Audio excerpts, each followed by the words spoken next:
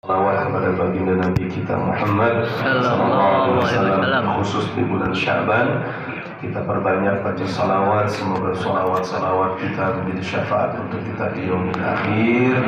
Al-Fatihah tajil futuh wal rusuh wal munuh wa sihhatal jasad wal ruh wa taubatan nasuh ila hadratin nabiyina wa habibina wa syafi'ina wa maulana Muhammadin sallallahu alaihi wasallam. Al-Fatihah. Al-Fatihah. A'udzubillahi minasyaitonir rajim. Alhamdulillah. السلام عليك يا رسول الله، السلام عليك يا حبيب الله، السلام عليك يا صفوة الله، السلام عليك أيها النبي ورحمة الله وبركاته، السلام علينا وعلى عباد الله الصالحين. إن الله وملائكته يصلون على النبي يا أيها الذين آمنوا صلوا عليه وسلموا تسليما.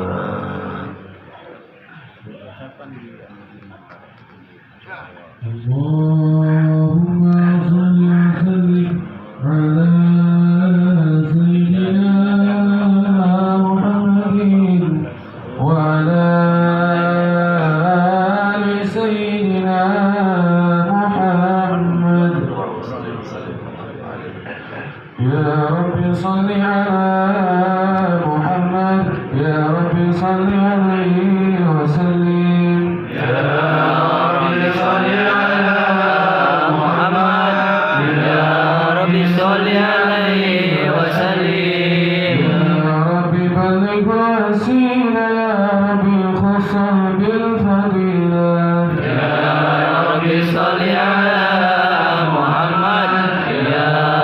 صل عليه وسلم.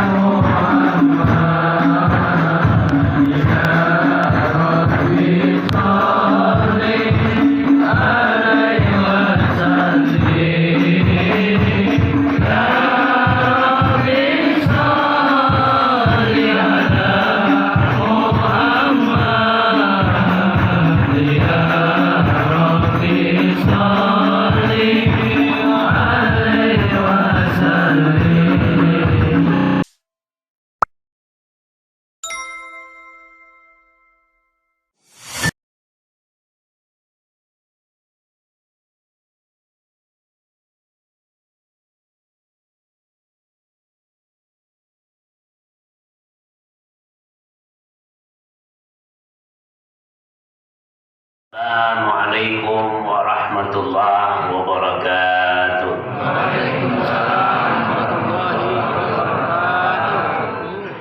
Alhamdulillah alladzi asra bi'abdihi laylan minal masjidil haram ilal masjidil aqsa alladzi barakna hawlahu linuriyahu min ayatina innahu huwas samiul basir. أشهد أن لا إله إلا الله وأن محمد رسول الله البشير والنذير وعلى آله وأصحابه وأتباعه ومن الذين يسلكون طريقه المنير. قال الله تعالى في كتابه الكريم أعوذ بالله من الشيطان الرجيم ظهر الفساد في البر والبحر بما كسبت أيدي الناس ليذيقهم بعض الذي عملوا لعلهم يرجعون. صدق الله العظيم. الحمد لله والشكر على نعم الله ولا حول ولا قوة إلا بالله العلي العظيم. وقال الرسول صلى الله عليه وسلم أقرب ما يكون العبد من عبده وهو ساجد فأكثروا الدعاء فيه. رواه مسلم. Alhamdulillah, Bunda dan bapak-bapak sekalian, jamaah yang dimuliakan Allah Subhanahu wa taala. Pagi hari ini saya mendapatkan kehormatan kembali untuk memberikan tausiah. Dan saya berharap mudah-mudahan jamaah sudah membawa catatan ya, dengan pulpennya. Kalau di era modern kayaknya sudah bisa digantikan dengan gadget. Ya, alhamdulillah. Tapi kalau gadgetnya lowbat, nggak bisa. Topik yang saya akan bahas adalah maqasid syariah dan bencana alam. Maqasid syariah artinya tujuan utama diwajibkan kita untuk mengikuti, mengamalkan hukum Allah. Bencana alam, alhamdulillah Bogor masih aman. Apakah yakin tetap aman? Ya, insyaallah. Ya, jangan-jangan ditunda sebentar.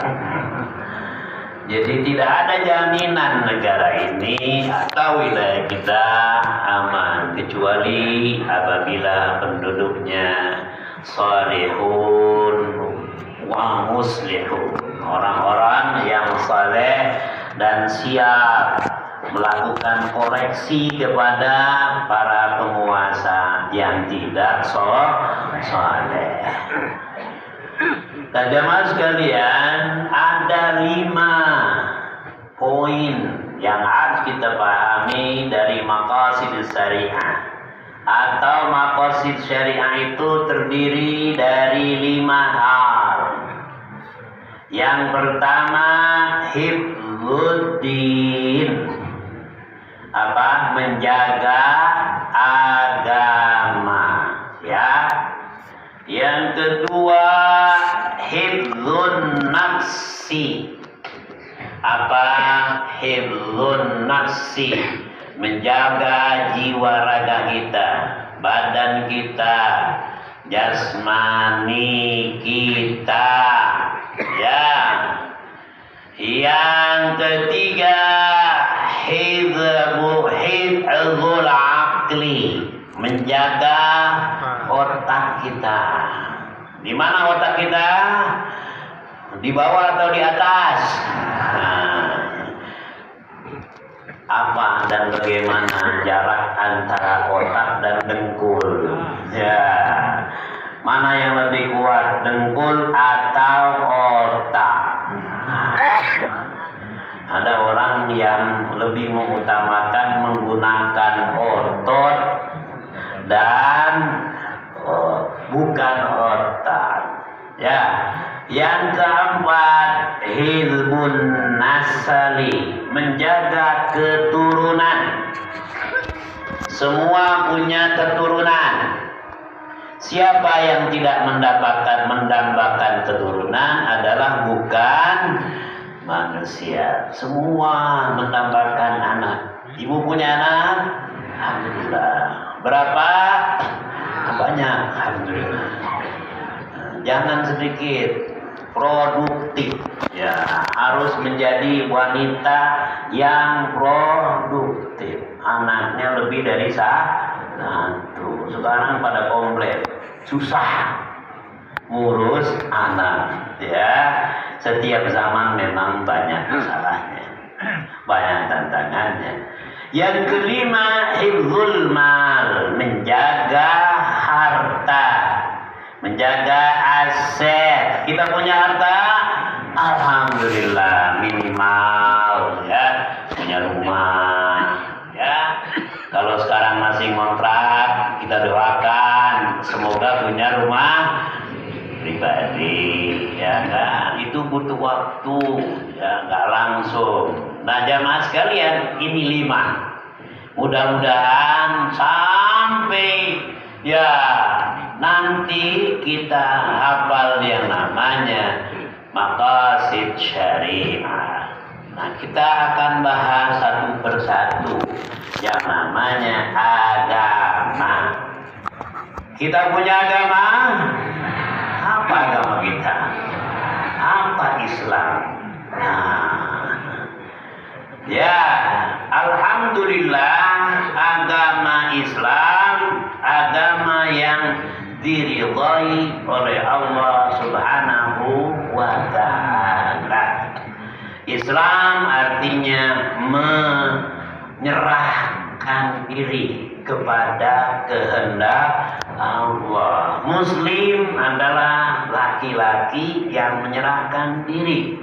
Muslimah perempuan yang menyerahkan diri. Alhamdulillah, agama Islam ini sekarang ya tahun 2025 itu 2020. Oh ya. 2025 ini risetnya sekarang 2026 ya, itu sudah mencapai 2,1 miliar 2025. 2026 dia naik terus. Alhamdulillah. Sekarang ini tidak ada di dunia yang tidak ada muslimnya. Semua berduyun-duyun masuk Islam. Di Amerika, Amerika Latin, Karibia, ya mana lagi, Afrika, lalu Oceania, Australia, terus sampai India, Pakistan, Uni Soviet dulu dan sekarang Rusia. Itu subhanallah, umat Islam berduyun-duyun. Di Amerika terakhir itu statistiknya mengatakan per tahun minimal 50.000 sampai 60.000 orang Amerika asli masuk Islam. Takbir. 60.000. Bukan sedikit itu. Ya, Brunei Darussalam cuma 500.000 penduduknya. Ini setahun 60.000. Yang masuk Islam adalah orang-orang hebat. Di samping orang yang terkenal, saintis, profesor, doktor, peneliti, ada juga apa? Kepala gangster. Geng, ya, kriminal. Masya Allah. Masuk Islam berduyun-duyun. Di samping para artis, masuk Islam. Nah, agama kita harus kita jaga. Sudahkah kita kenal agama Islam? Sudah kita amalkan agama Islam?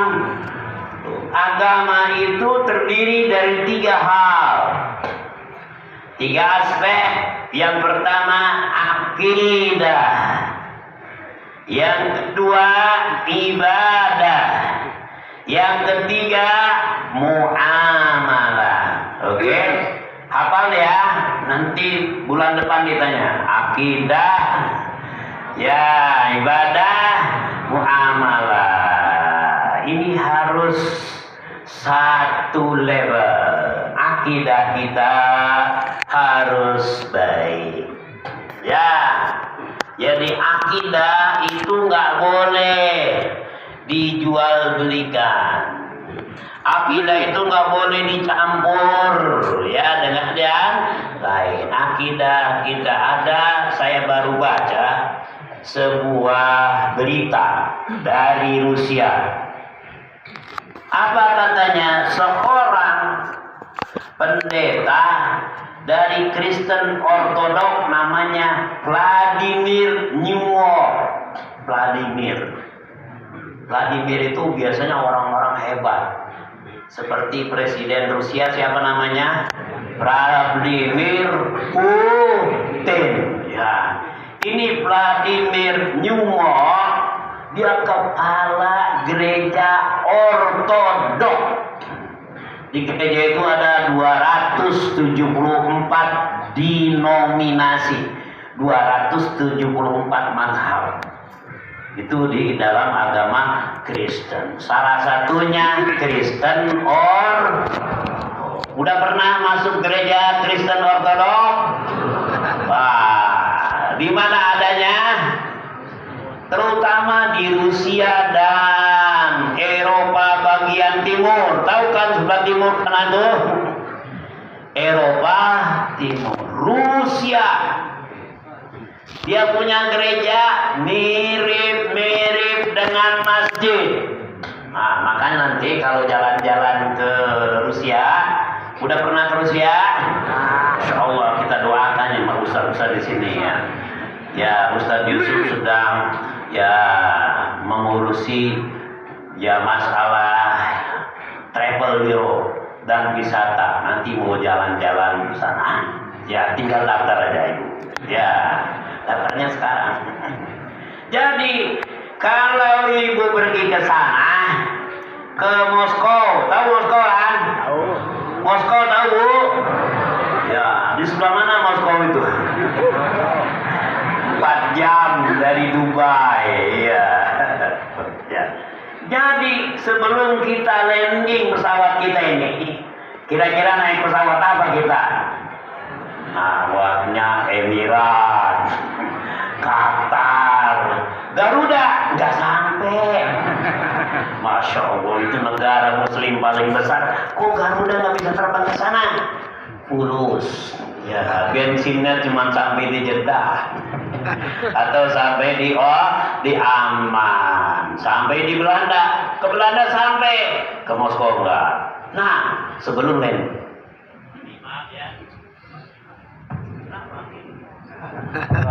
Ya, ada konspirasi.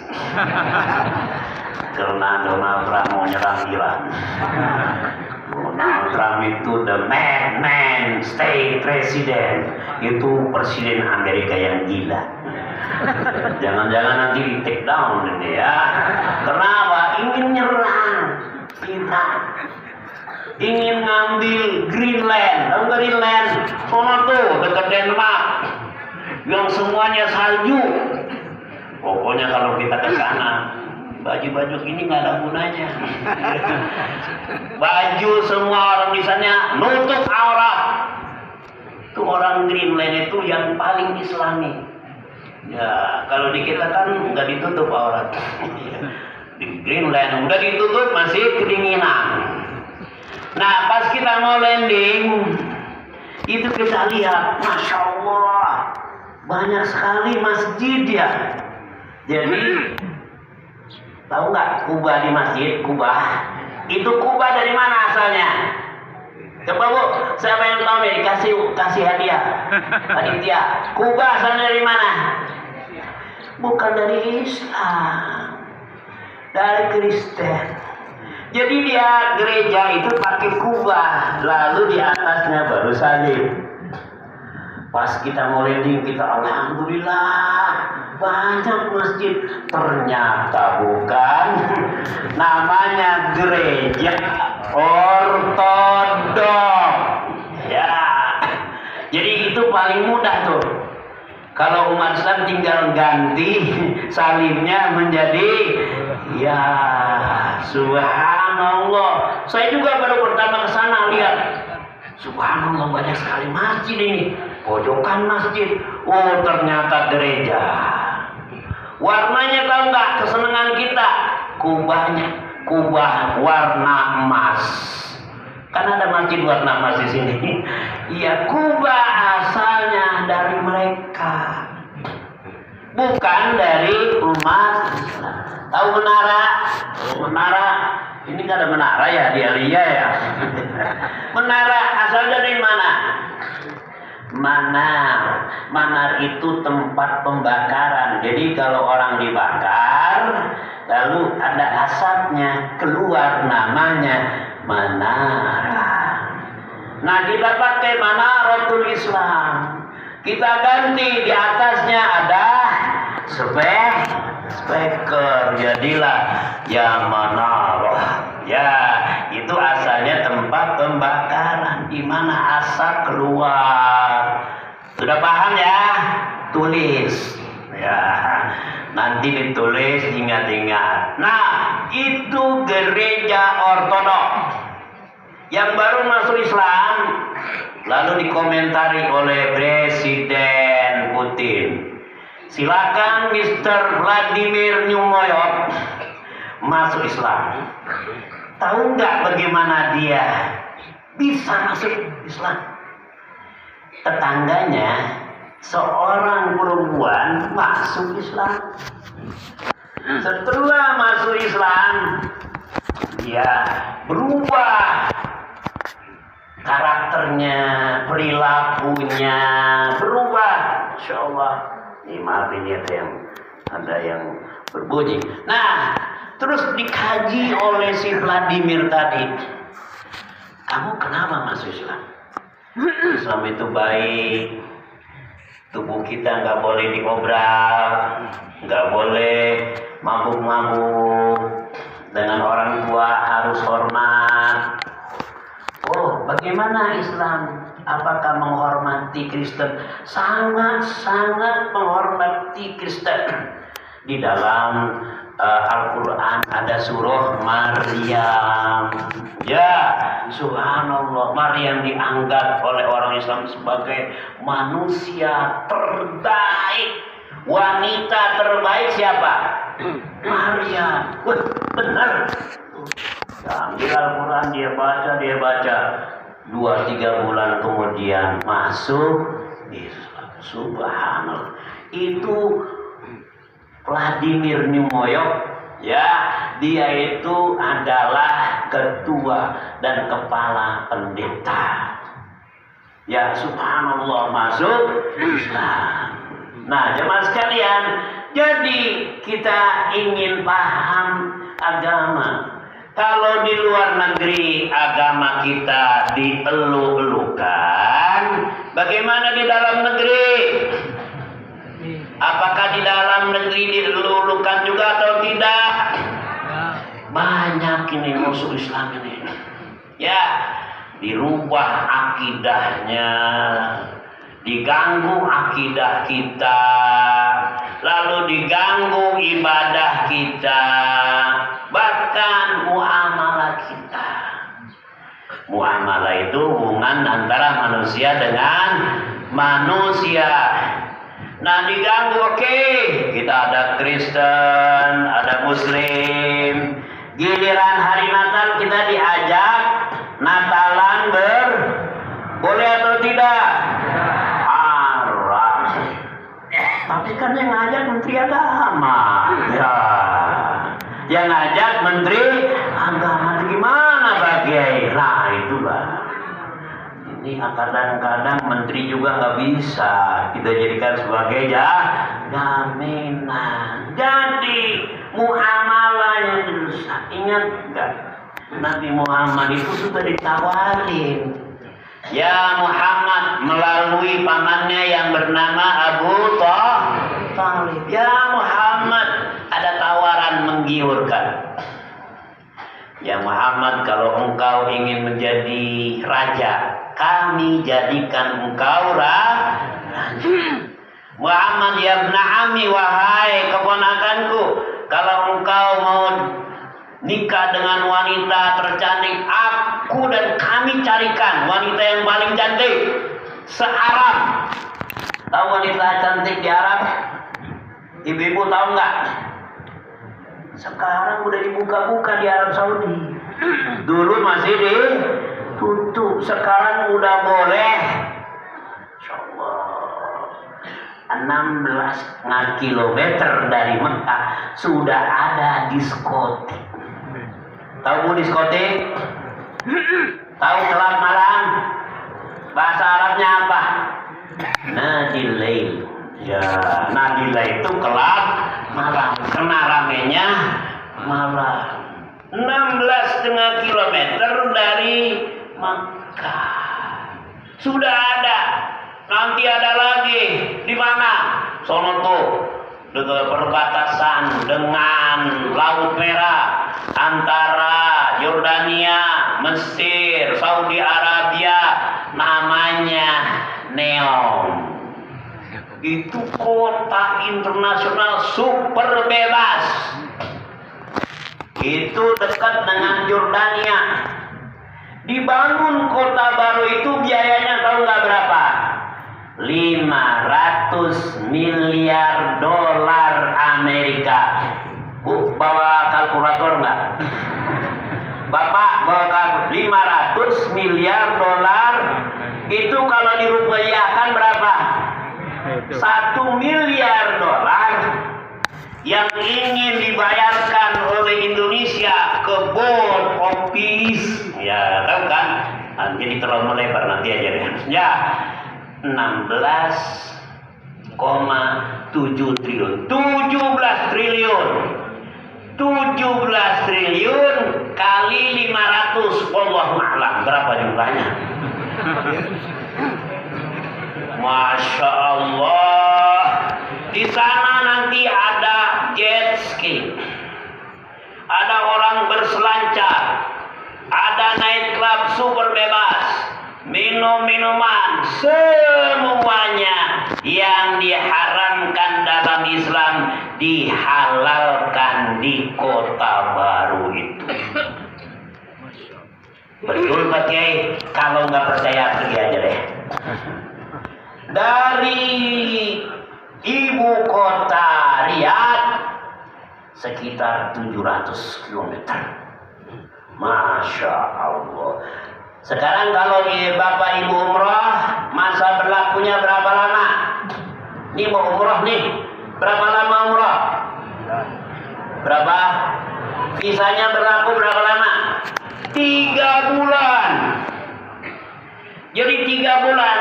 Nanti kan masih umroh 10 hari selesai. Langsung jalan-jalan lagi. Kemana? Ke kota baru. Udah mau dihapus dosa, dibikin lagi di sana. Masya Allah. Makanya kita khawatir, sedih sekarang. Muamalah kita dirusak. Kita mau masuk surga kan? Betul? Surga yang macam mana kita mau masuk? Surga Firdaus ya. Ada surga Firdaus, ada surga Eden. Eden itu Aden, Jannatul. Nah, kalau masuk surga, mumpung kita ingin menjaga diri kita, menjaga agama kita, muamalahnya harus Islami. Coba keluarin deh itu. Yang namanya kantong. Di kantong itu ada apa? Ada apa di kantong? Ya, ada pers. Nah, coba ada nggak kartu ATM yang konvensional? Coba deh, coba bapak-bapak lihat. Ini apa namanya? Dompet. Coba lihat. Ada yang konven atau yang semuanya syariah, ibu-ibu? Coba. Masih bangga dengan bank konvensional? Kok bapak-bapak diem ya? Saya nggak tahu deh, diem tandanya apa. Kalau perempuan masih gadis mau dilamar oleh orang laki-laki, ditanya oleh orang tua laki-laki, kamu setuju dengan anak aku calon suamimu? Kalau dia bilang yes, kalau dia bilang yes, itu tandanya bukan perawan lagi. Iya. Zaman sekarang kan beda ya. Zaman sekarang mah semua terbuka. Itu adabnya. Kalau dia masih gadis, dia diam, senyum. Jangan bapak-bapak, diamnya bapak-bapak ini perlu ditafsirkan. Ya, jadi muamalahnya harus Islami. Kan sudah ada bank syariah A, bank syariah B, bank syariah C. Masih bangga dengan bank yang ribawi. Betul Bapak? Betul Bapak. Betul Ibu? Ya sama juga. Coba doanya, ya Allah, adkhilnal jannata ma'al abrar, masukkan kami surga beserta orang-orang baik. Tapi kartu ATM-nya konven semua. Betul atau enggak? Bagaimana mau masuk surga sementara kau masih senang dengan riba? Tanggalkan riba. Kita ambil yang namanya syalik. Nah, inilah maqasid syariah. Harus kita bersih dari muamalah ribawiyah. Jangan bangga dengan muamalah ribawiyah. Mau beli mobil, ya itu juga harus syariah. Berasuransi syariah. Semua.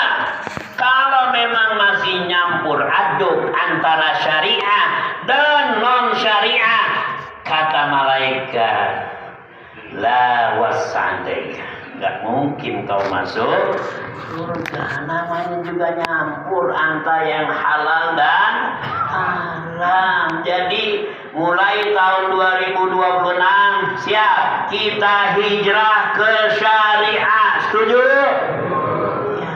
Ayo bapak-bapak, setuju? Iya.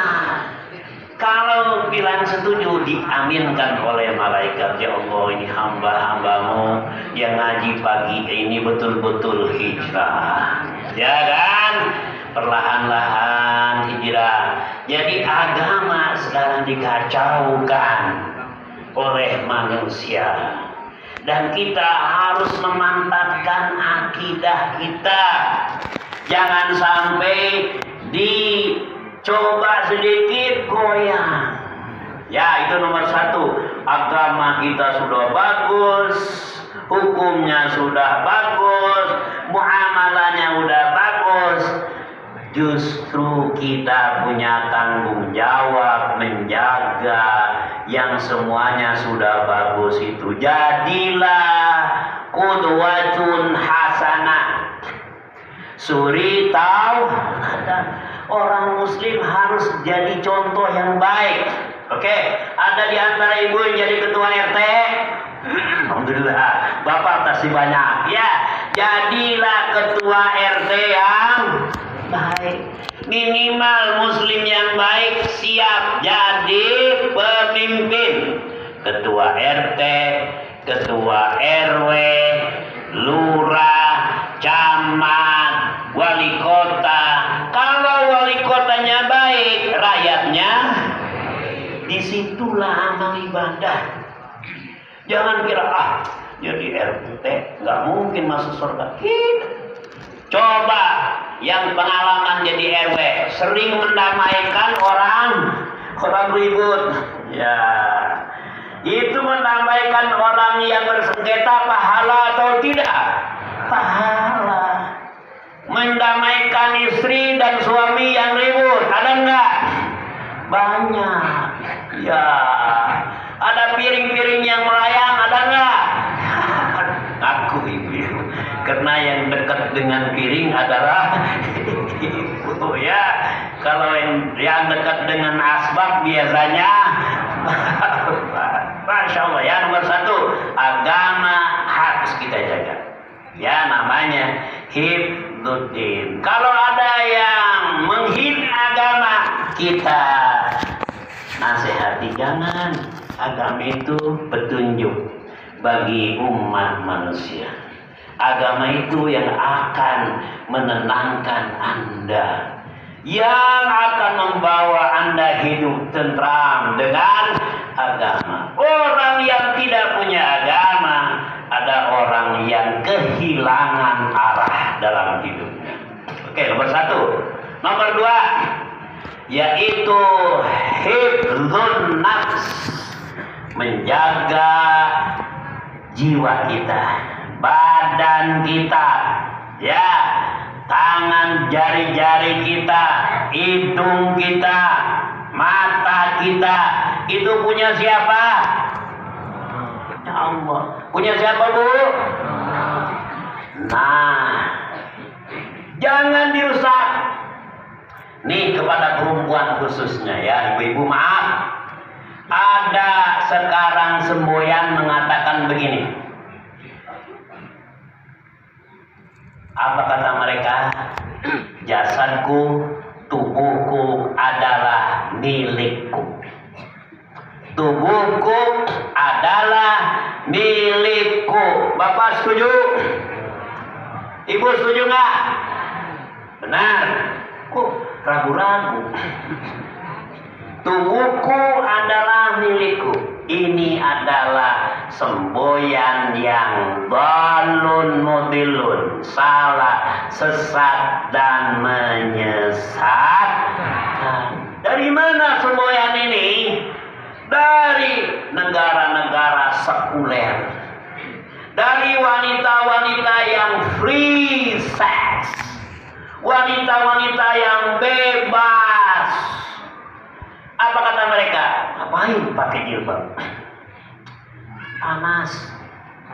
Apalagi di Indonesia, di hal tulistiwa, pakai jilbab panjang-panjang lagi, tambah panas. Lalu merusak rambut. Ada nggak yang bilang seperti itu? Banyak. Ngapain sih segala-segala harus ditutup-tutup? Tubuh kita adalah milik kita. Bahaya ini, bahaya. Terkesan sangat humanis, humanitarian, peduli kepada kemanusiaan. Tapi di balik slogan itu ada namanya sumun. Ya, bahaya. Ada racun. Semboyan tubuhku, milikku udah mengglobal, viral di dunia.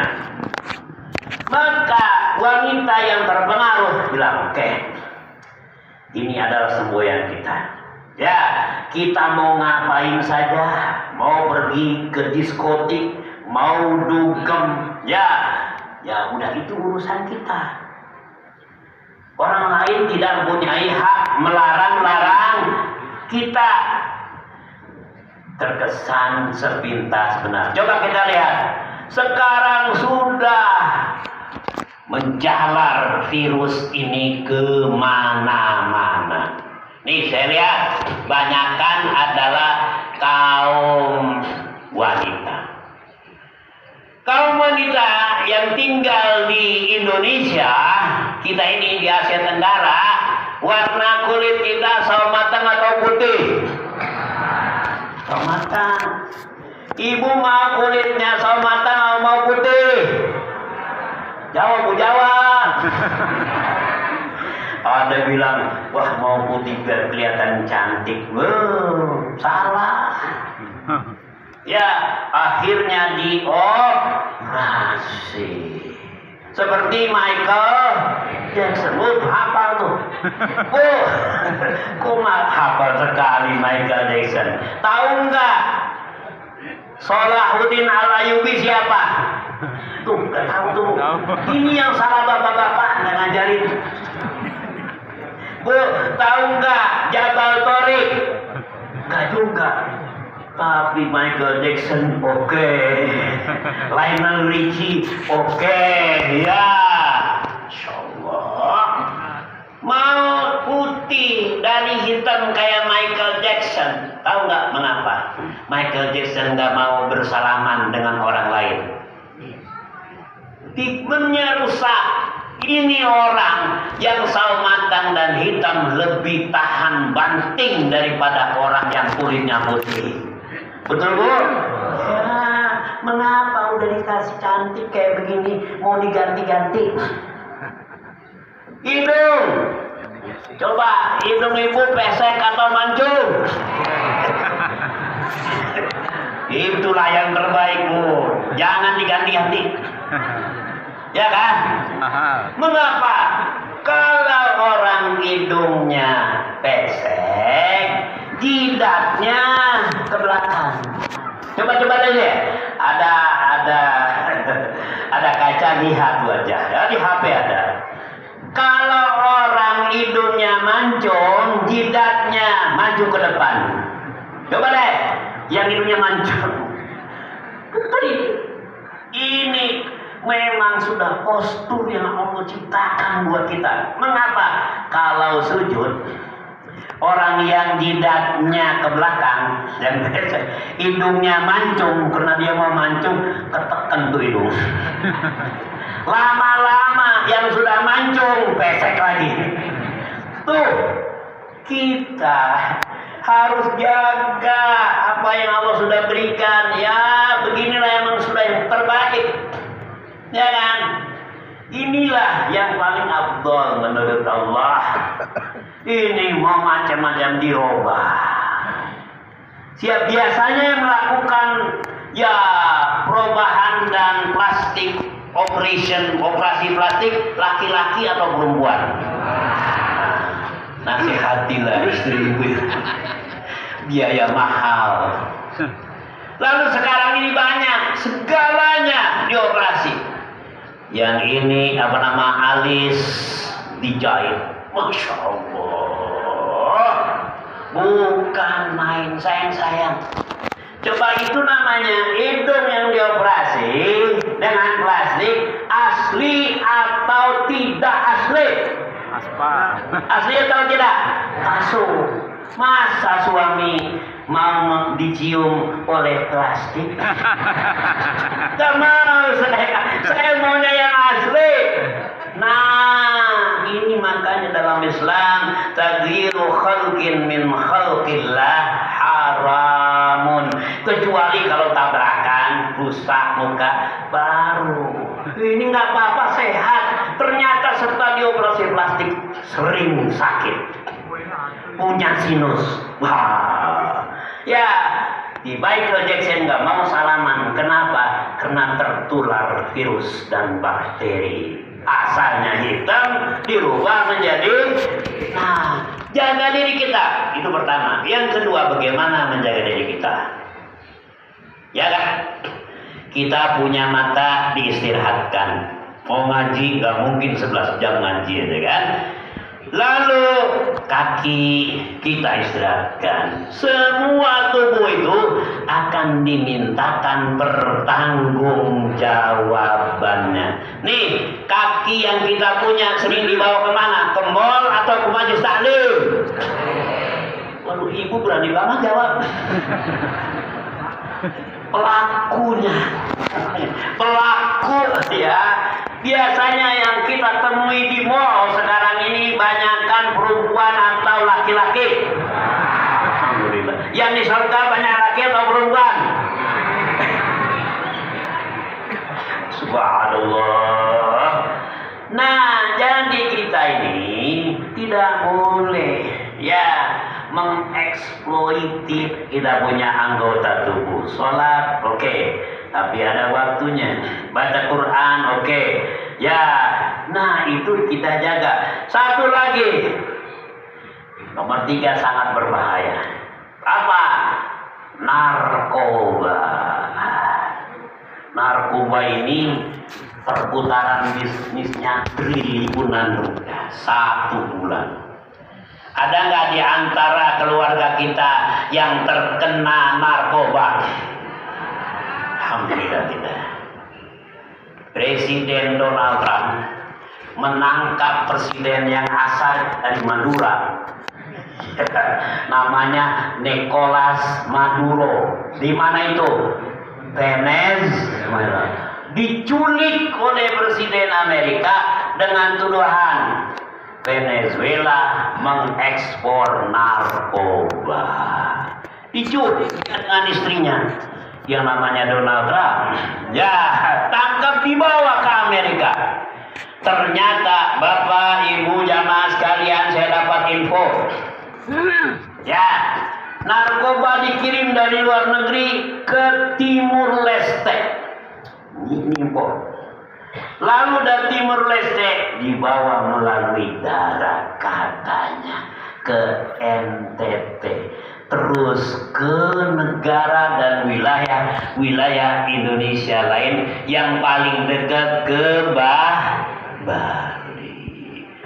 Na'udzubillah min dzalik. Sekarang orang itu maunya serba enak. Punya kendaraan bagus, rumah bagus, duit banyak. Siapa yang nggak mau punya duit banyak? Ada? Ada.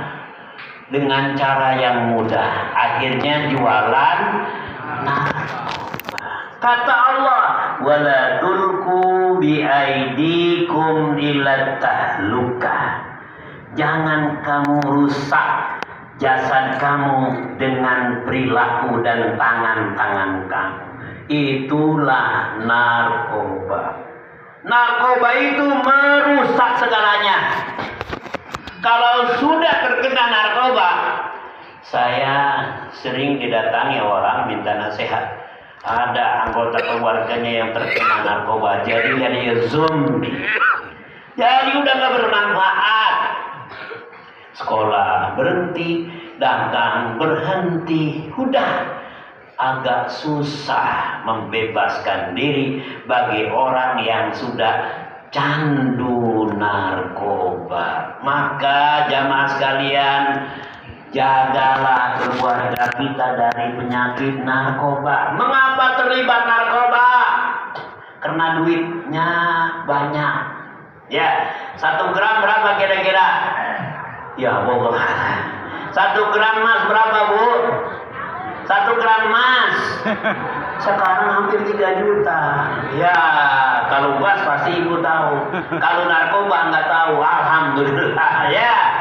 Narkoba juga mahal. 1 kilo 100 ton.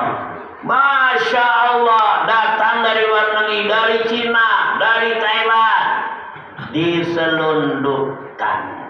Namanya smuggling, menyelundupkan barang-barang haram. Siapa penggunanya? Anak-anak muda yang minus akidah, minus ibadah, dan minus iman. Disinilah kewajiban kita. Jangan sampai merusak diri kita. Saya baru dapat info terakhir ini, maaf dengan segala maaf. Tembakau. Itu tembakau sekarang 60% kita sudah impor. Impor tembakau. 40% ditanam dalam negeri. Tembakau itu sebagai bahan utama untuk apa? Rokok. Siapa yang masih merokok? Alhamdulillah. Ingat ya, itu berbahaya. Awal orang terkena dan tertarik pakai narkoba karena melalui merokok sedikit-sedikit, lama-kelamaan berani pakai pakai narkoba. Maka jagalah diri kamu, jangan rusak. Ditanya nanti, al-yawma nakhtimu ala afwahihim wa tukallimuna wa tashhadu bima kanu. Nah, artinya apa? Wallahu a'lam. Ya hafal aja sih, baca Yasin 30 kali. Alhamdulillah. Ditanya itu ayatnya apa? Nanti. Ya.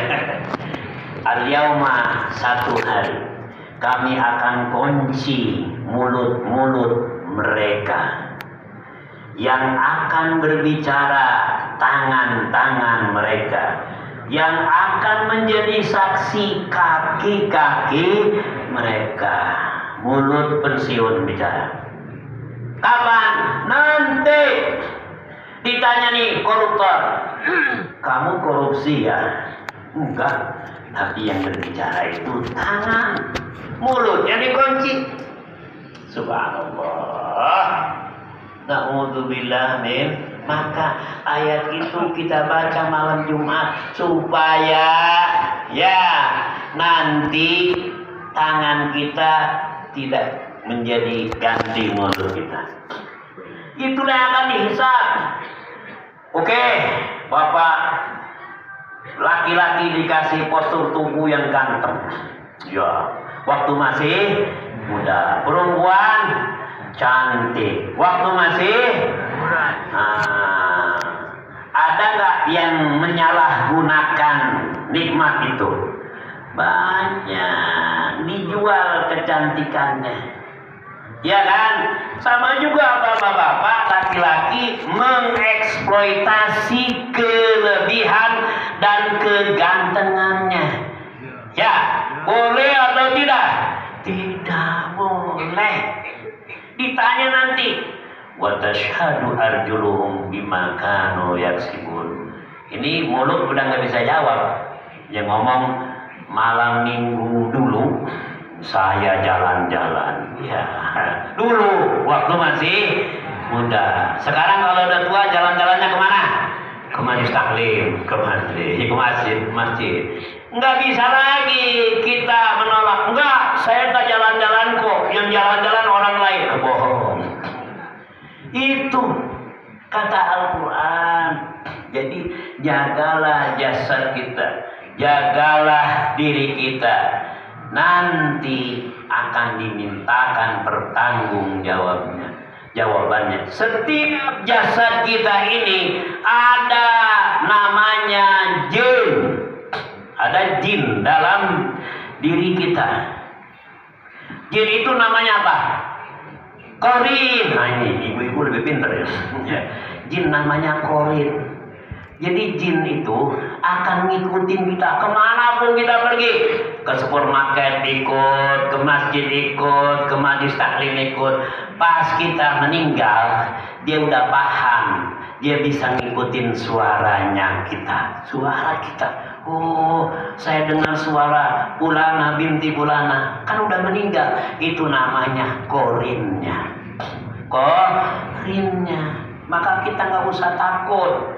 Sekarang ini yang namanya jin dan setan tempatnya bukan di makam lagi, bukan di kuburan lagi. Di mana setan adanya? Oh, masya Allah, gedung film. Ya, diganggu kita. Jalan aja sih ibu ini. Apa? Awalnya sih hanya untuk window shopping. Tahu window shopping?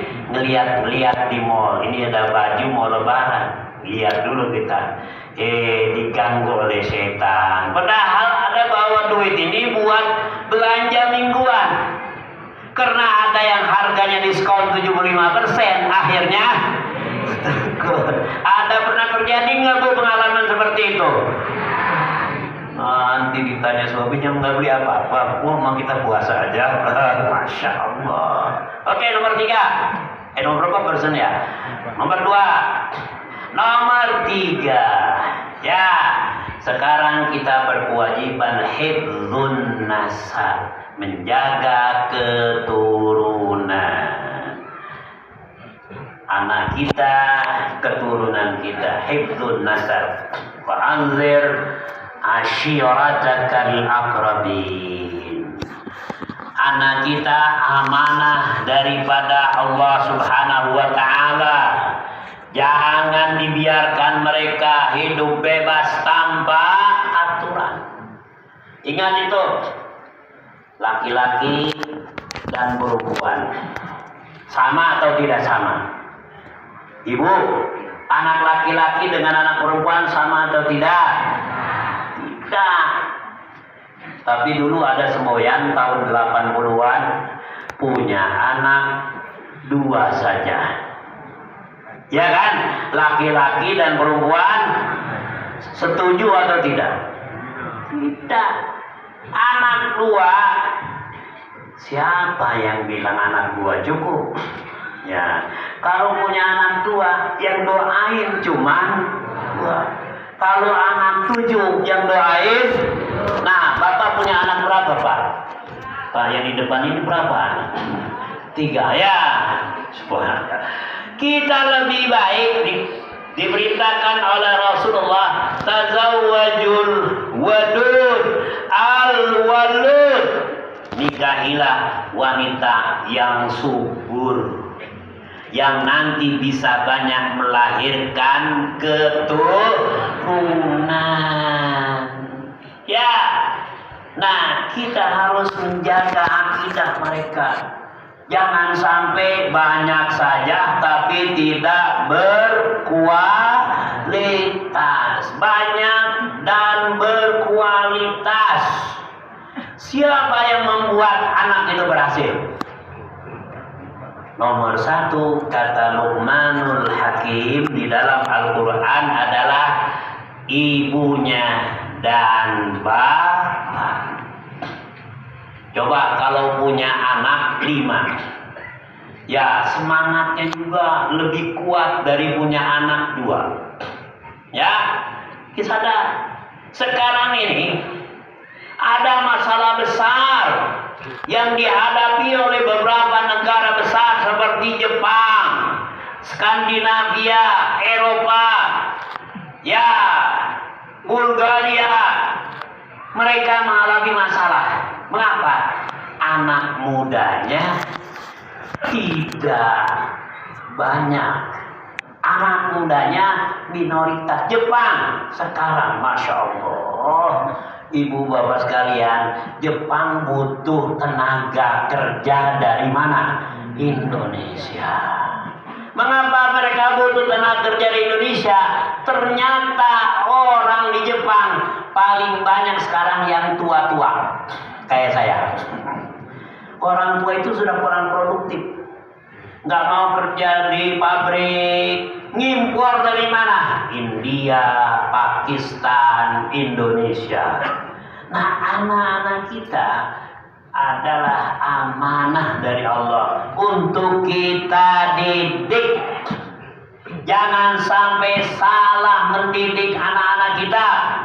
Kita sekolahkan, kita panggil guru les, belajar matematika, belajar bahasa Inggris, tapi tidak belajar agama. Saya kadang kalau membaca keluhan Bapak Presiden B.J. Habibie, saya yakin bapak-bapak juga sudah baca keluhan beliau. Berapa anak beliau? 2. Dua-dua laki-laki. 1 di luar negeri, cucunya nggak seberapa. Rumah besar, kendaraan banyak, aset banyak, tapi di akhir kehidupannya sedih, kesepian. Cucunya jarang datang. Ada paling datang sebenar seperti orang asing. Ya Allah. Didiklah, kata Ali bin Abi Thalib, "Allimu auladakum fa innahum ya'ishuna fi ghairi zamanikum." Jagalah anak-anak kamu karena mereka itu hidup bukan di era kamu. Jadi kita didik akidah, kita didik ilmu-ilmu modern, ajarkan mereka semua ilmu yang bermanfaat bagi sekarang dan akan datang. Antara lain ilmu hisab, algoritma. Apa algoritma? Coba, algoritma apa Ibu? Ilmu hitung-hitungan. Siapa yang menemukan algoritma?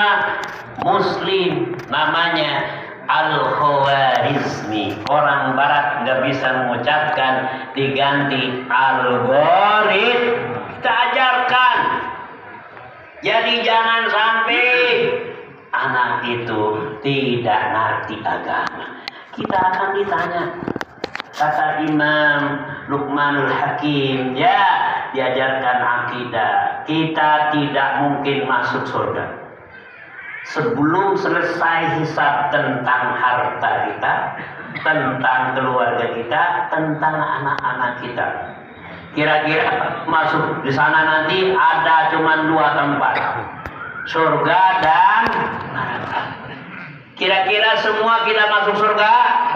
Alhamdulillah. Semua masuk surga. Tapi kalau ternyata timbangannya untuk masuk surga belum mencukupi, ditaruh di mana kita? Di mana? Di neraka dulu. Ya, istilahnya ditaruh dulu di holding room. Berapa tahun? Hanya Allah yang tahu. Jangan sekalian, hidup ini hanya sementara. Waktu akhirat, hidup itu waktu dunia paling kita hidup 80 tahun, 90 tahun. Waktu 90 tahun di akhirat itu hanya 1,5 jam. Coba Bapak, 1,5 jam cuman 90 menit. Itulah umur kita di dunia. Umur 90 menit mau bisa apa? Ya, cepat sekali. Sebelumnya kita masih gadis, kemudian nikah, punya anak, kemudian sibuk ngurusin apa? Anak, ngurusin suami, tiba-tiba sudah tua. Kapan mau beribadah yang sempurna? Jadi nomor 3 ini menjaga keturunan kita, agar keturunan kita dzurriyyatan thayyibah minal banina wal bana, keturunan yang baik dari laki-laki dan perempuan. Seperti doa Nabi Zakaria, hablana min ladunka dzurriyyatan thayyibah innaka sami'ud du'a. Jadi yang ketiga ini kita wajib memproteksi akidah anak-anak kita, mendidik anak-anak kita sesuai dengan kebutuhan ilmu modern. Jangan sampai menjadi sampah masyarakat. Jangan sampai anak itu nggak bisa doakan ayah ibunya kalau udah meninggal. Saya sering mendapatkan seorang ibu meninggal, ayah meninggal, ada anaknya 7 orang, laki-laki 3 orang, perempuan 4 orang. Pada saat ayah dan ibunya meninggal, saya bilang, tolong disolatkan. Gak ada yang berani maju ke depan untuk mensolatkan jenazah bapaknya. Ada nggak Bapak menemukan orang seperti itu? Ya. Maka ibu ajarkan anak, kamu laki-laki, nanti kalau bapak meninggal, kamu maju ke depan, kamulah yang mensolatkan jenazah bapak. Kamulah yang mensolatkan jenazah ibu. Kamulah yang memandikan jasad ibu nanti, jangan orang lain. Seperti itu. Kalau kita punya pendidikan yang baik, insya Allah anak itu menjadi waladan sholihat. Jemaah sekalian, sudah capek mendengarkan ceramah? Belum? Udah, ini jam 7.35 lebih. Ya. Nah, yang nomor 4 sekilas saja. Nomor 4 adalah menjaga apa? Ya. Apa? Ya. Jadi yang harta belakangan. Ya. Menjaga. Ya. Masya Allah. Menjaga harta dulu ya. Harta itu milik kita. Ya, maka kita harus jaga, karena mencari harta bukan mudah. Harta kita itu mana? Harta kita bukan yang kita simpan di dalam di bank, di rekening bank, bukan. Harta kita adalah yang kita infakkan di jalan Allah. Coba, apalagi kalau umur di atas 60, apakah masih bangga dengan cincin? Masih bangga dengan anting-anting? Enggak. Daripada dipakai, itu pun jadi beban. Lebih baik kita infakkan di jalan Allah. Kalau kita mau infakkan, ingat, harta kita boleh kita hibahkan kepada anak-anak kita hanya 30% saja. Kalau punya harta 1 miliar, maka yang kita hibahkan untuk anak-anak waktu kita masih hidup 300 juta dari 1 miliar. Sisanya yang 700 juta kita bagi. Ya, kita faraidkan. Ingat ya, itu sesuai perintah Allah. Kita faraidkan. Laki-laki berapa? 1 bagian atau 2 bagian? Perempuan? Ada terakhir saya menemukan seorang ibu meninggal, keluarganya. Saya tanya, kalau bisa di faraid harta rumah setelah dipotong nazar dan wasiat. Oh enggak, kata dia, kata salah satu anaknya, enggak. Sebelum meninggal, sebelum bunda wafat, bunda wasiat. Anaknya ada 5, semua perempuan, lalu dibagi rata aja. Benar atau tidak? Tidak.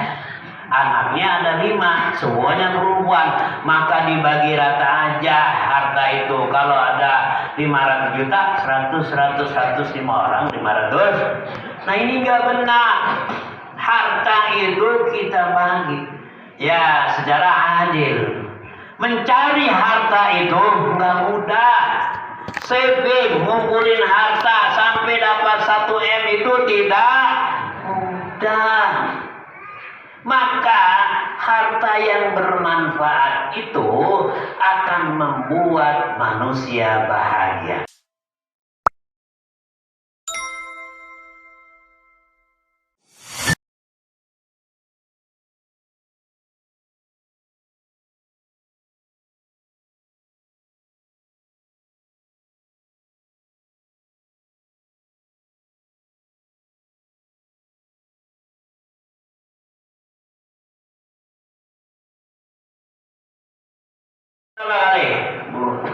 Insya Allah kita doakan semoga bisa melaksanakan ibadah haji secepat mungkin. Apa yang terjadi? Bangga dia umrah. Hasil apa? Harta korupsi. Ya kan? Ada yang begitu nggak? Ada. Harta korupsi 500 juta. Pakai umroh suami dan istri cuman berapa? 70 juta atau 80 juta. Pergilah dia beli pakaian umroh, daftar travel bureau. Ada yang punya travel bureau di sini? Ya udah. Oke. Sampailah di Jeddah. Sampai di Jeddah turun. Pakai bagian ihram. Kita baca apa? Labbaik Allahumma labbaik la syarika. Ya, bagi yang orang hartanya dicari dengan cara yang halal, maka dijawab oleh malaikat. Jawabannya, labbaika wa sa'daika. Selamat jalan, selamat datang, dan semoga engkau meraih kebahagiaan hidup di dunia dan di akhirat. Itu kata malaikat. Bagi orang yang hasil harta korupsi dan nilai, jawab malaikat apa? La labbaika wala sa'. Tidak ada kebahagiaan untuk kamu dan engkau tidak diterima di negara ini. Na'udzubillah min. Jadi sekarang banyak orang umroh pulang kembali ke umroh, nggak ada bedanya. Dari haji nggak ada bedanya. Nggak mampu merubah perilaku dan sifat. Nah, kita bertanya, jangan-jangan ya hartanya diraih dari cara yang tidak halal. Dua pertanyaan yang akan ditanya nanti ya. Apa? Yang pertama adalah kalau punya harta, kaifa iktasabtahu? Bagaimana engkau meraih dan mendapatkan harta itu? Yang kedua, bagaimana engkau menggunakan harta? Dua pertanyaan harus kita jawab. Kamu gajinya 6 juta, 10 juta, 1 bulan. Ya, setahun 120 juta. Kok rumahnya ada 5? Nah, ya kan? Ada yang gitu gak? Gaji PNS, maaf. Mana dia punya? Nah, kira-kira itu harganya dari mana ya?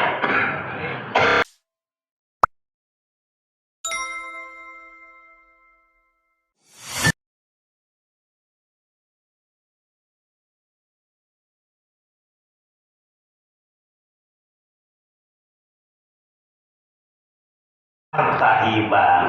Kaifa iktasabtahu? Bagaimana kau mendapatkan harta? Wa bima? Bagaimana kamu infakkan? Jadi sekali lagi, jangan bangga kalau punya uang banyak. Jangan bangga kalau jabatan tinggi. Jangan. Nanti hisabnya juga sama. Yang punya ilmu nih, saya dikasih ilmu segini, alhamdulillah. Ditanya, itu ilmu diapain aja? Nah, ditanya, oh, untuk bodoh-bodohin orang atau untuk mengajarkan orang? Ditanya. Jadi orang kaya, orang berilmu, orang yang jabatannya tinggi, masuk surganya paling belakangan. Ditanya, jangan dulu. Nah, ini belum selesai nih di KPK, ya kan? Katakanlah itu KPK. Jadi inilah jamaah sekalian, yang keempat tadi al-amwal, ya, anak, harta, dan harus kita jaga semuanya. Mudah-mudahan Allah menjadikan kita hamba-hamba pilihannya. Mudah-mudahan kita memanfaatkan tahun 2026 ini semaksimal mungkin. Semoga materi yang dengan judulnya Maqasid Syariah ini bermanfaat dan kita amalkan dalam kehidupan kita sehari-hari. Oleh karena itu mari kita berdoa, memohon semoga tahun 2026 adalah hari dan tahun terbaik. Tahun 2026 banyak mendatangkan keberkahan bagi kita, keluarga kita, masyarakat kita, bangsa dan negara kita, dan kita hidup dalam kedamaian, dalam keharmonisan antara suami, istri, dan anak-anak. Ya Allah, sampaikanlah umur kami ke waktu yang kami siap untuk meninggalkan dunia ini dalam keadaan husnul khotimah. Janganlah biarkan kami merasa puas dengan amal ibadah kami. Biarkanlah lidah kami selalu basah bersalawat kepada Rasul Muhammad SAW. Kita doakan ya kiai kita Buya Abi Tamrin, semoga Allah tempatkan mereka di surga Jannatul Naim. Ya, semoga Allah lipat gandakan pahalanya dari beliau, dari minal azabil qabri, antil masihid dajjali, wa minan nari ya arhamar rahimin. Semoga para asatiz yang mengisi kajian dari waktu ke waktu ini Allah berikan semangat berjuang, Allah berikan kelapangan mereka untuk meneruskan perjuangan ini, dan jadikan kita semuanya من السابقين الأولين من المؤمنين والمؤمنات الصالحين والصالحات. الفاتحة. لا الشيطان الرجيم. بسم الله الرحمن الرحيم. مالك يوم الدين. إياك نعبد وإياك نستعين. اهدنا الصراط المستقيم صراط الذين أنعمت عليهم غير المغضوب عليهم ولا الضالين. بسم الله الرحمن الرحيم. والصلاة والسلام على أشرف المرسلين محمد وعلى آله وأصحابه أجمعين. اللهم اغفر لنا ذنوبنا ولوالدينا ولمشايخنا ولأجدادنا ولجداتنا ولمعلمينا ولأساتذتنا ولمشايخنا ولجميع المسلمين والمسلمات والمؤمنين والمؤمنات الأحياء منهم والأموات يا قاضي الحاجات ويا كافي المهمات ويا مكفر السيئات برحمتك يا أرحم الراحمين. اللهم اجعل أولادنا أولادا صالحين وبناتنا بنات صالحات ومجتمعنا مجتمعا مخلصا برحمتك يا أكرم الأكرمين.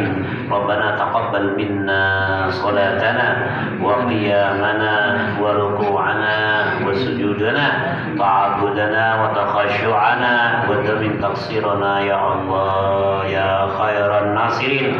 اللهم بارك لنا في هذا الشهر شهر شعبان وبلغنا رمضان وبلغ مقاصدنا وحصل مرادنا وضاعف حسناتنا وكفر سيئاتنا وتب علينا توبة نصوحا يا أرحم الراحمين.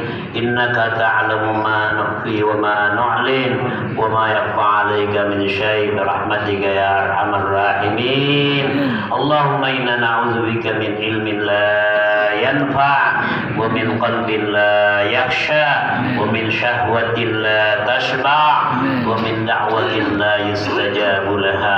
ربنا آتنا في الدنيا حسنة وفي الآخرة حسنة وقنا عذاب النار وادخلنا الجنة مع الأبرار يا عزيز يا غفار يا رب العالمين. صلى الله على محمد وعلى آله وصحبه أجمعين والحمد لله رب العالمين.